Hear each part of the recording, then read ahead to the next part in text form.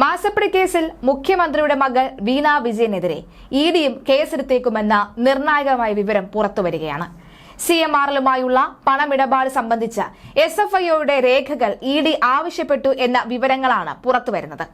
നേരത്തെ ഇഡി പ്രാഥമിക അന്വേഷണം നടത്തിയിരുന്നു. കള്ളപ്പണ നിരോധന നിയമത്തിന്റെ പരിധിയിൽ കേസ് വരുമെന്ന് ഇഡി പറയുന്നുമുണ്ട്. അതിന്റെ അടിസ്ഥാനത്തിൽ ഇഡി കേസ് രജിസ്റ്റർ ചെയ്ത് കഴിയുകയും ചെയ്തു. SFIOയുടെ രേഖകൾ കിട്ടിയ ശേഷമായിരിക്കും മറ്റ് നടപടികളിലേക്ക് കടക്കുക എന്ന് വ്യക്തമാവുകയാണ്. PMLA ആക്ട് പ്രകാരമുള്ള കള്ളപ്പണ ഇടപാട് ഈ കേസിൽ നടന്നിട്ടുണ്ടെന്ന് ഇഡി പ്രാഥമിക അന്വേഷണത്തിൽ വ്യക്തമായി കഴിഞ്ഞു. നേരത്തെ കർണാടക ഹൈക്കോടതിയിൽ ഈ കേസ് വന്നപ്പോഴാണ് ഇഡി പ്രാഥമിക അന്വേഷണം നടത്തിയത്. ഈ അന്വേഷണത്തിന്റെ പശ്ചാത്തലത്തിലാണ് ഇപ്പോൾ SFIOയോട് ഇഡി രേഖകൾ ആവശ്യപ്പെട്ടിരിക്കുന്നത്. ഇതിന് പിന്നാലെയാണ് കേസെടുത്തേക്കും എന്ന വിവരവും പുറത്തുവരുന്നത്. ഇഡി ഉദ്യോഗസ്ഥരെ കോട്ട് ചെയ്തുകൊണ്ട് ഇന്ത്യൻ എക്സ്പ്രസ് ആണ് ഈ വാർത്ത റിപ്പോർട്ട് ചെയ്തിരിക്കുന്നത്. കേസ് അന്വേഷിക്കാനോ അല്ലെങ്കിൽ കേസെടുക്കുവാനോ അല്ലെങ്കിൽ പിന്നെന്തിനാണ് SFIOയിൽ നിന്നും ഇഡി രേഖകൾ ശേഖരിക്കുന്നത് എന്ന ചോദ്യവും ഉണ്ട്. അതേസമയം മാസപ്പടി കേസിൽ SFIOയുടെ തുടർ നടപടികൾ തടയണമെന്നാവശ്യപ്പെട്ടുള്ള CMR ഹർജി ഡൽഹി ഹൈക്കോടതി ഇന്ന് വീണ്ടും പരിഗണിക്കും. ഉച്ചയ്ക്ക് 2:30 ഹർജി പരിഗണിക്കുക. ഹർജിയിൽ SFIOയ്ക്കും കേന്ദ്ര കമ്പനികാര്യ മന്ത്രാലയത്തിനും കോടതി നോട്ടീസ് അയച്ചിരുന്നു. നേരത്തെ വീണയെ പ്രതിയാക്കി SFIO കുറ്റപത്രം സമർപ്പിക്കുകയും ഇതിനെതിരെ ഹർജി സമർപ്പിക്കുകയും ചെയ്തതിന് തൊട്ടു പിന്നാലെയാണ് ഇഡി നടപടിക്ക് ഒരുങ്ങുന്നത്.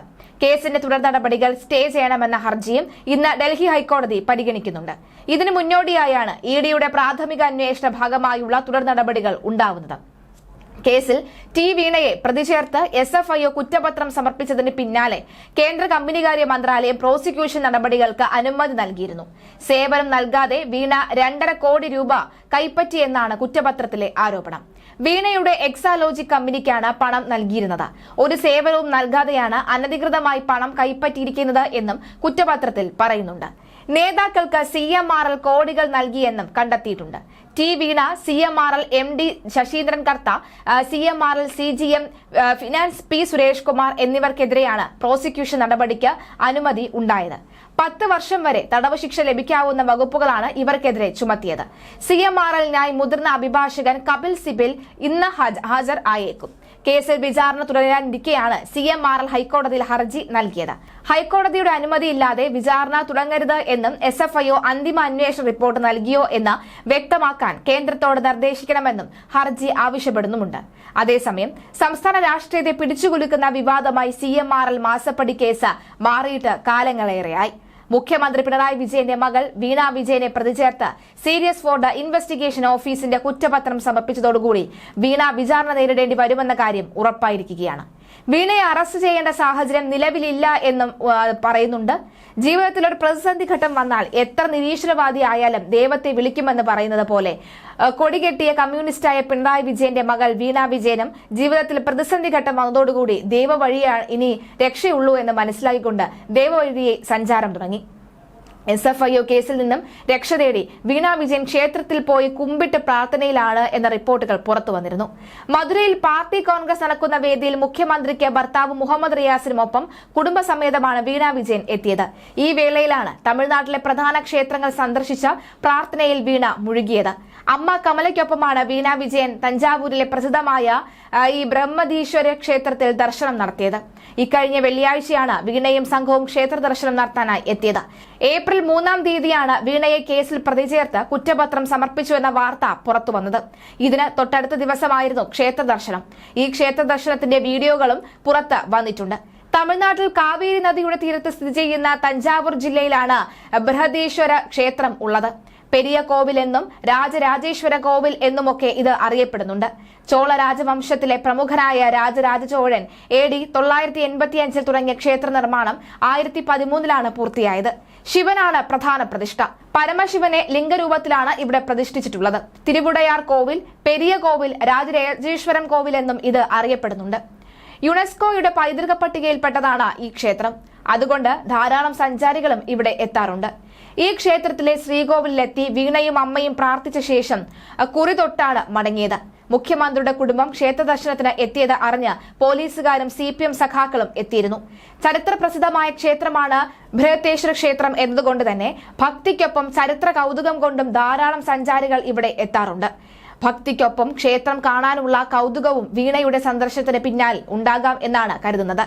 മാസപ്പടി കേസിൽ ഇനി പ്രതിക്കൂട്ടിൽ കയറി വിചാരണയെ നേരിടേണ്ട ഘട്ടം വന്നാൽ അതിനെ നേരിടാൻ മനസ്സിനെ സജ്ജമാക്കാനാകാം മുഖ്യമന്ത്രിയുടെ മകൾ ക്ഷേത്രത്തിൽ എത്തിയതെന്നും കരുതാം. പക്ഷെ അപ്പോഴും ക്ഷേത്ര ദർശനം എന്നത് ചരിത്രപ്രസിദ്ധമായ ഈ ഒരു ദേവാലയം കാണാനുള്ള ആഗ്രഹം മാത്രമല്ല. ശിവനെങ്കിൽ ശിവൻ, കഷ്ടതകൾ മാറാൻ, ശത്രു സംഹാരം നടക്കാൻ ശിവൻ തന്നെ ഉഗ്രശക്തി എന്ന വീണയ്ക്ക് നന്നായി അറിയാം. ഭൗതികവാദിയായ പിണറായി വിജയന്റെ കുടുംബത്തിന്റെ ക്ഷേത്ര ദർശനം CPM-ൽ ഇനി വിഷയമായി ഉയർന്നു വരുമോ എന്നാണ് അറിയേണ്ടത്. പഴയ കടുംപിടുത്തം CPM വെടിഞ്ഞതുകൊണ്ട് തന്നെ ഇക്കാര്യത്തിൽ എന്തായാലും പാർട്ടിയെ വീണ ഭയക്കേണ്ടതില്ല. അതേസമയം സേവനമില്ലാതെ പണം കൈപ്പറ്റിയെന്ന കണ്ടെത്തലിലാണ് വീണയ്ക്കും CMRL MD ശശീന്ദ്രൻ കർത്തയ്ക്കും എക്സാലോജിക്കിനും CMRL-നും സഹോദര സ്ഥാപനങ്ങൾക്കുമെതിരെ കമ്പനികാര്യ ചട്ടം 447 വകുപ്പ് SFIO കുറ്റം ചുമത്തിയത്. 6 മാസം മുതൽ 10 വർഷം വരെ തടവ് ശിക്ഷ കിട്ടാവുന്ന വകുപ്പാണ് ഇത്. വെട്ടിപ്പ് നടത്തിയ തുകയോ അതിന്റെ 3 ഇരട്ടിയോ പിഴയായും ചുമത്താം. ക്രമക്കേട് കണ്ടെത്തിയുള്ള SFIയുടെ അന്വേഷണ റിപ്പോർട്ടിൽ പ്രോസിക്യൂഷൻ നടപടികൾക്ക് കേന്ദ്ര കമ്പനികാര്യ മന്ത്രാലയം അനുമതി നൽകിയിരുന്നു. സാമ്പത്തിക കുറ്റകൃത്യങ്ങൾ കൈകാര്യം ചെയ്യുന്ന കൊച്ചിയിലെ കോടതി വഴി വിചാരണ നടപടികൾ ഉടൻ തുടങ്ങും. വീണ ഉൾപ്പെടെയുള്ളവർക്ക് സമൻസ് അയക്കും. കുറ്റപത്രം സമർപ്പിക്കാനിരിക്കെ വീണ വീണ്ടും കോടതിയെ സമീപിക്കാൻ സാധ്യത ഏറെയാണ്.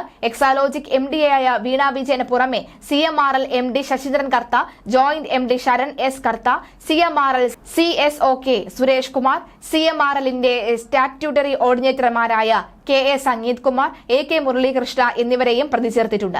ശശീന്ദ്രൻ കർത്തയ്ക്കും CMRL ഡയറക്ടർ ബോർഡ് അംഗങ്ങൾക്കുമെതിരെ കമ്പനികാര്യ ചട്ടം 447-ന് പുറമെ കൂടുതൽ വകുപ്പുകളും ചുമത്തിയിട്ടുണ്ട്. SFIOയുടെ 166 പേജുള്ള കുറ്റപത്രത്തിൽ ഗുരുതര കണ്ടെത്തലുകൾ തന്നെയാണ് ഉള്ളത്. കള്ളക്കടത്തുണ്ടാക്കി രാഷ്ട്രീയ നേതാക്കൾ ഉൾപ്പെടെയുള്ളവർക്ക് CMRL നൽകിയത് 182 കോടിയാണെന്നാണ് കുറ്റപത്രത്തിൽ ചൂണ്ടിക്കാട്ടുന്നത്. എന്നാൽ ആർക്കൊക്കെയാണ് ഈ പണം നൽകിയത് എന്ന വിവരം കുറ്റപത്രത്തിലില്ല. വീണയുടെ കമ്പനിയായ എക്സാലോജിക്കുമായി കരാറുണ്ടാക്കി 2017 മുതൽ 2020 വരെയുള്ള കാലയളവിൽ മൊത്തം 1.5 കോടിക്ക് പുറത്ത് CMRL നൽകിയെന്നാണ് ആദായ നികുതി വകുപ്പിന്റെ കണ്ടെത്തൽ. ഇല്ലാത്ത സേവനത്തിന്റെ പേരിൽ വീണയ്ക്കും എക്സാലോജിക്കിനും കിട്ടിയത് 2.5 കോടിക്ക് പുറത്താണ് SFIയുടെ കണ്ടെത്തൽ. CMRL നിന്നും എംപവർ ഇന്ത്യ ക്യാപിറ്റൽ ഇൻവെസ്റ്റ് എന്ന കമ്പനി നിന്നുമാണ് ഈ പണം കൈപ്പറ്റിയത്. ശശീന്ദ്രൻ കർത്തയ്ക്കും ഭാര്യയുമാണ് എംപവർ ഇന്ത്യ കമ്പനിയുടെ ഡയറക്ടർമാർ. ശശീന്ദ്രൻ കർത്തയുടെ മരുമകൻ അനിൽ ആനന്ദ് പണിക്കർക്ക് അനധികൃതമായി 13 കോടി രൂപ കമ്മീഷൻ നൽകി. നിമുഡ ഇന്റർനാഷണൽ പ്രൈവറ്റ് ലിമിറ്റഡ്, അതുപോലെ തന്നെ സസ്ജ ഇന്ത്യ പ്രൈവറ്റ് ലിമിറ്റഡ് എന്നീ കമ്പനികൾക്ക് വഴിയാണ് വെട്ടിപ്പ് നടത്തിയത്. ഈ 2 കമ്പനികളുടെയും ഡയറക്ടർമാർ ശശീന്ദ്രൻ കർത്തയുടെ കുടുംബാംഗങ്ങൾ തന്നെയാണ്. ഇന്നറിയാം എന്തായിരിക്കും കേസിൽ ഹൈക്കോടതി എടുക്കുന്ന തീരുമാനം എന്നത്.